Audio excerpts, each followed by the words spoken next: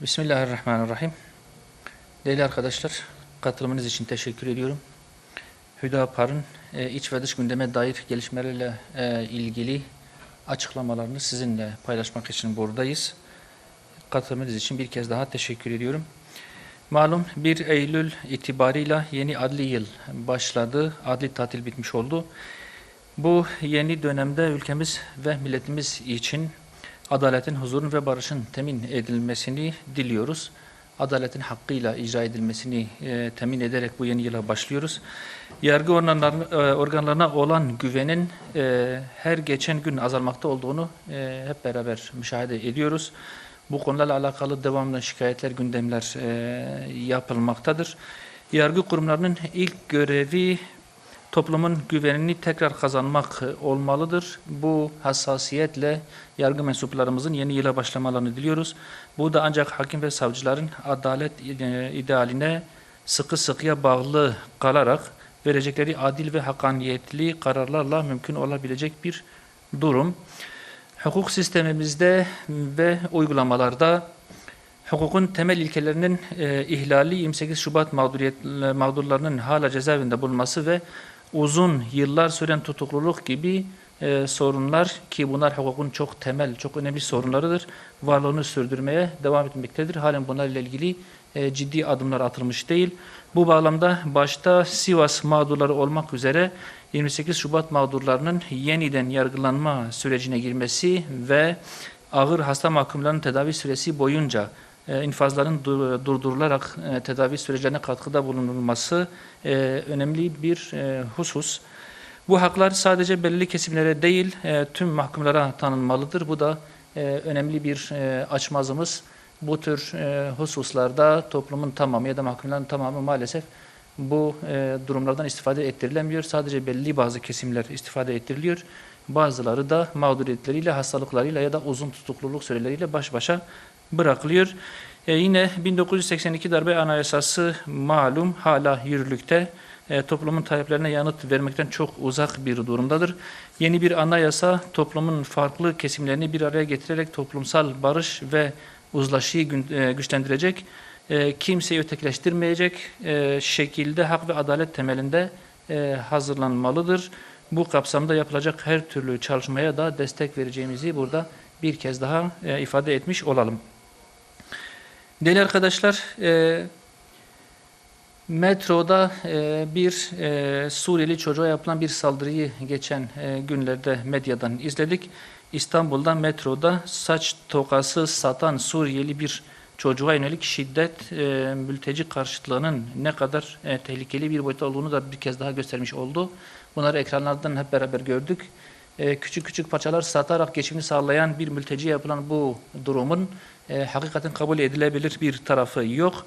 Yakın zamanda özellikle bazı siyasi parti yetkililerinin körüklediği nefret sonucu Kayseri'de başlayan ve diğer illere de yayılan şiddet olayları mülteci karşıtlığının ülkemizde nasıl tehlikeli bir hal aldığını gözler önüne serdi. Bu tür olaylar yer yer devam etmektedir. Bugün mülteci düşmanlığına karşı alınan güvenlik önlemlerinin çok yetersiz olduğunu hep beraber müşahede ediyoruz. Nefret söylemleri ve eylemlerine yönelik caydırıcı tedbirler muhakkak alınmalıdır. Bu şekilde sadece bazı kesimlerin kınamaları ve tepki göstermeleriyle olabilecek bir şey değil. Çok ciddi caydırıcı önlemler alınmalıdır.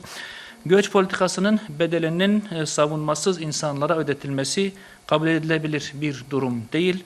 Suriyelilerin güvenli geri dönüşü ancak bu şartlar sağlanarak mümkün olabilir.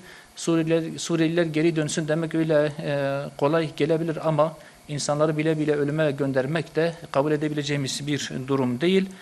Mültecilere yönelik provokatif haberler ve nefreti körükleyen eylemler cezalandırılmalı. Toplumda yayılan yanlış bilgilendirme ve manipülasyonlara karşı etkin mücadele edilmelidir. Türkiye'nin mülteci politikası Avrupa'da aşırı sağ ve ırkçı eğilimlerden korunarak, onların etkisinde bırakılmayarak insan hakları ve kardeşlik ilkeleri temelinde sürdürülmelidir. Değerli arkadaşlar, yeni eğitim öğretim yılı başladı malum. Bu hafta itibarıyla ana sınıfı ve ilkokul 1. sınıf öğrencilerimiz için uygulanan uyum programıyla start almış olduğu yeni eğitim dönemi. Uyum haftasında ilk defa ailelerinden ayrılıp kurallı ve yapılandırılmış bir ortama katılacak olan çocuklarımızın, velilerimizin ve öğretmenlerimizin sevinç, heyecan ve kaygılarını hep beraber paylaşıyoruz. Geleceğimiz olan çocuklarımızın bu süreci sağlıklı bir şekilde yaşayabilmeleri için tüm bileşenlerin katkısına ihtiyaç var. Bu tek taraflı olabilecek bir şey değil. Sadece okul idareleriyle, sadece eğitimcilerle de olabilecek bir durum değil. Okula uyum çalışmaları ifade ettiğim gibi sadece öğrenciler için gerçekleştirilmemeli. Okul personelleri ve velileri de kapsayacak bir organizasyon şeklinde planlanıp yürütülmelidir. Uyum haftasında gerçekleştirilecek eğitim içerikleri oyun temelli kurgulanmalıdır ki küçük çocuklar adapte olabilsin. Veli ve öğrencilerin olası kaygı ve endişelerini giderici programlara ağırlık verilmelidir. Uyum programı çalışmaları için okulda rehber öğretmenlerden mutlaka destek alınmalı.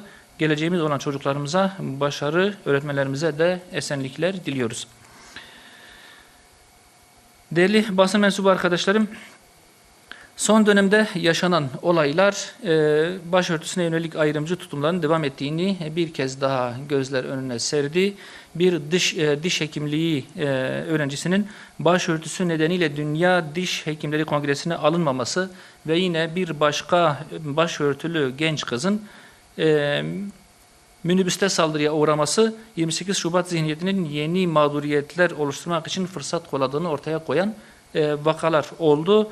Bu sebeple başörtüsüne yönelik her türlü ayrımcı, dışlayıcı ve saldırgan tutumlara karşı başörtüsünün anayasal güvence altına alınması bir zorunluluk halindedir. Bu tür olaylar zaten bunu her seferinde bir kez daha ortaya koyuyor. Anayasa her bireyin inançları doğrultusunda yaşama hakkını korumalı ve bu tür ayrımcı uygulamalara karşı durmalıdır. Türkiye'de başörtüsü sorunu yok diyenler, yaşanan bu olaylar karşısında başörtüsünün anayasal güvenceye kavuşturulmasının ne kadar elzem olduğunu görmeli. Bu olaylar üzerinden düşüncelerinin değişmesi gerekir. Meclis başörtüsünü anayasal güvence altına alacak düzenlemeleri acilen gerçekleştirmelidir. Yönetmeliklerle ya da palyatif çözümlerle ötelenen bu sorunun her seferinde daha büyük, daha ciddi bir duruma gelerek toplumun önüne gelmesi kaçınılmaz bir durumdur. Buna köklü bir çözüm bulunmalı ki bu da anayasal bir güvencedir. Değerli arkadaşlar, Filistin gündemine de dönmek istiyoruz.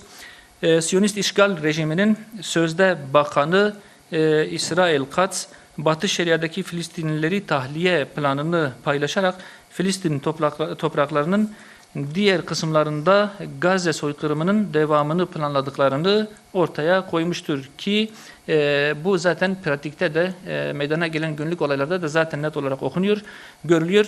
İkiyüzlü ülke ve kuruluşlar Batı Şeria'da amaçlanan etnik temizliğe karşı da gözlerini kapatmaya devam etmektedir. Terör rejiminin sözde Ulusal Güvenlik Bakanı İtamar Ben-Gvir'in Mescid-i Aksa'da sinagog yapacaklarına dair açıklaması ve Yahudilerin artık Mescid-i Aksa'da özgürce ibadet ettiğini söyleyerek statüsünün değiştiğine dair beyanını da bölge ülkeleri sadece kınadı ve bu olayın ileride ne kadar ciddi, ne kadar büyük olaylar doğurabileceğini görmezden geldi. Açlık, hastalık, salgınlar ve malum olduğu üzere soykırım ile yok edilmeye çalışılan Filistinlilerin dayanacak gücü artık kalmamıştır. Bu tepkisizlik ve sessizlik Gazze'den, Mescid-i Aksa'dan başlayan işgal ve soykırımın Lübnan, Suriye, Ürdün, Mısır ve diğer bölge ülkelerine de yayılmasının bir nedeni olacaktır. Devamında bu tür durumlar da görülecektir. Bölge ülkeleri ve Müslüman kamuoyu bu tehcir ve soykırıma karşı acilen somut adımlar atmak zorundadır. Bu kapsamda soykırımcı rejimi fiili olarak destekleyen Batı'ya karşı dengeleyici bir unsur ve caydırıcı bir unsur olarak muhakkak Filistin direnişine finansal ve silah desteği sağlanmalıdır. Aksi halde soykırım katlanarak devam edecektir. Yine değineceğimiz son bir konu Sudan'da meydana gelen gelişmeler. Sudan'da 16 aydır süren bir iç savaş var malum. Büyük bir insani kriz söz konusudur. Yaklaşık 10 milyon kişi yerinden edilirken 25 milyondan fazla kişi de insani yardıma muhtaç bir duruma gelmiş. Değerli arkadaşlar, tüm ateşkes girişimlerinin başarısız olduğu Sudan'da savaş Yemen ve Libya'dakine benzer şekilde küresel güçlerin çıkar çatışmalarının kurbanı olmaktadır. Amerika Birleşik Devletleri ve Birleşik Arap Emirlikleri gibi güçlerin etkili olduğu bu iç savaş, Sudan'ın bölgesel olarak etkisiz hale getirilmesini ve istikrarsızlaştırılmasını amaçlamaktadır. Sudan'daki iç çatışmalar, arabulucuların etkin rol alması ve halkın güvenliğini önceleyen çözümlerle muhakkak sona erdirilmelidir. Türkiye bu süreçte aktif arabulucu olarak devreye girmeli. Sudan halkının savaş ve ölüm kıskacından kurtulması için girişimlerini yoğunlaştırmalı. Cidde bildirgesi temelinde müzakere süreci muhakkak başlatılmalıdır. Diğer ülkelerde meydana gelen istikrarsızlık ve iç savaşların Sudan'da da o boyutlara ulaşmasını hep beraber engellemek zorundayız. Bunun için ciddi ülkelerin, özellikle Türkiye'nin, İran'ın, Pakistan'ın ve diğer Müslüman aktör ülkelerin burada devreye girerek, özellikle İslam İşbirliği Teşkilatı'nı da yanlarına alarak sürecin daha kötü boyutlara çıkmasını engellemek durumundadır. Buradan bu çağrıyı da yapmış olalım.